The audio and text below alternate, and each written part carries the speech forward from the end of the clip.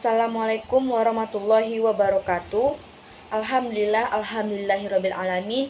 Wassalatu wassalamu ala asrofil anbiya'i wal mursalin wa ala alihi washabihi rasulillahi ajma'in, amma ba'du. Yang terhormat kepada Bapak dosen pengampu dan teman-teman yang saya sayangi.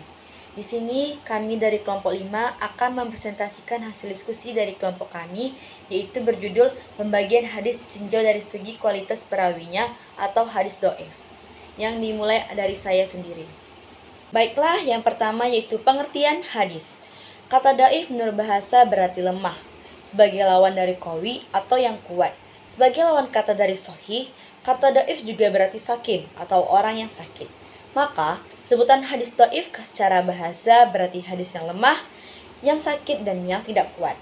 Hadis dhaif merupakan hadis mardud, yaitu hadis yang tidak diterima oleh para ulama hadis untuk dijadikan dasar hukum. Selanjutnya, macam-macam hadis dhaif, sebab-sebab dan contohnya. Yang pertama, hadis dhaif karena keterputusan sanadnya. Yang kedua, hadis dhaif karena ketercelaan sanadnya. Yang ketiga, hadis dhaif karena mengandung ilat. Dan yang keempat, hadis dhaif karena syadz. Hadis dhaif karena keterputusan sanadnya. Yang pertama, hadis mu'allaq. Hadis mu'allaq yaitu hadis yang terputus di awal sanad, riwayatnya di awal sanad. Yang kedua, hadis munqati. Hadis munqati yaitu hadis yang di tengah sanadnya ada periwayatnya yang gugur seorang atau dua orang secara tidak berurutan. Selanjutnya, hadis mauquf dan hadis maqtu.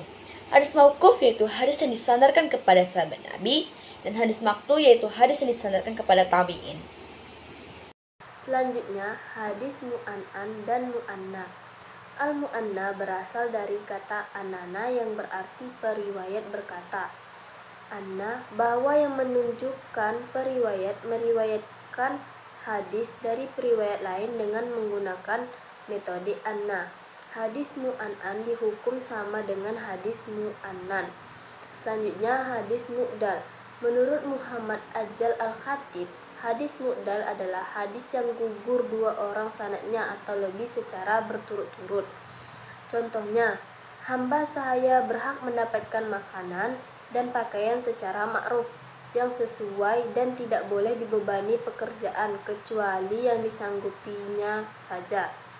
Terakhir ada hadis mursal, yaitu hadis yang digugurkan sanad terakhir sahabat atau nama sahabat tidak disebut. Contohnya, Sa'id bin Musyab berkata, perbedaan antara kita dengan orang-orang munafik ialah bahwa orang-orang munafik tidak suka malas mengerjakan sembahyang isya dan subuh. Selanjutnya, hadis dhaif karena ketercelaan sanadnya. Yang pertama, ada hadis matruk, yaitu hadis yang diriwayatkan oleh orang yang tertuduh berdusta atau orang yang nyata-nyata berbuat fasik. Yang kedua, ada hadis munkar, yaitu hadis yang hanya diriwayatkan oleh seorang perawi yang lemah yang bertentangan dengan hadis yang diriwayatkan oleh perawi yang terpercaya atau jujur. Yang ketiga, ada hadis maklub, yakni hadis yang terbalik, yaitu hadis yang diriwayatkan perawi yang di dalamnya tertukar dengan mendahulukan yang belakang atau sebaliknya, baik berupa sanad, silsilah maupun matan, isi. Yang terakhir, ada hadis mudraj, yaitu hadis yang mengalami penambahan isi oleh perawinya tanpa ada tanda pemisah. Baik, selanjutnya yaitu ada hadis mu'allal.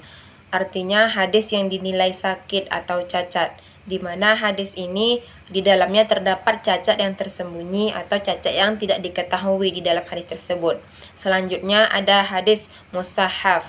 Al-Farisi mendefinisikan hadis musahhaf dengan hadis yang mengalami perubahan lafal ataupun makna, baik dari perubahan karena faktor pendengaran ataupun penglihatan yang terjadi pada sanad atau matannya.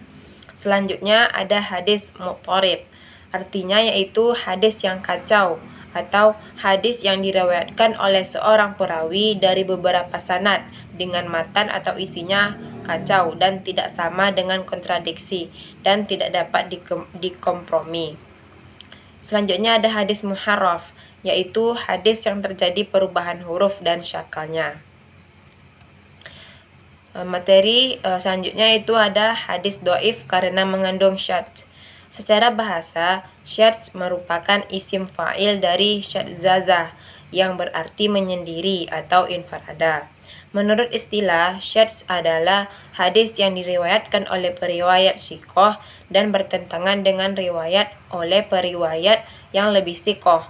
Menurut Asy-Syafi'i, suatu hadis dinyatakan mengandung syadz apabila yang pertama, hadis itu memiliki lebih dari satu sanad.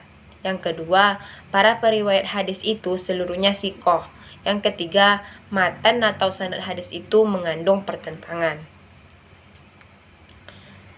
Selanjutnya ada hadis do'if karena mengandung ilat.